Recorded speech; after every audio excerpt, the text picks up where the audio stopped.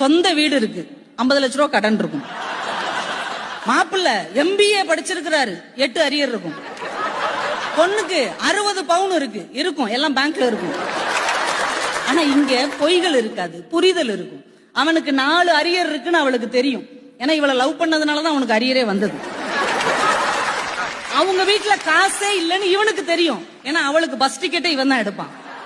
அப்ப 2 பேர் குடும்ப நிலைமை தெரியும், வாழ்க்கை முறை தெரியும். அப்ப எப்படி எதிர்காலத்தை பற்றி திட்டம் போடுவது என்பது இங்கேதான் சிறப்பானதாக இருக்குமே தவிர அங்கே ஒருபோதும் அமையவே அமையாதுங்க.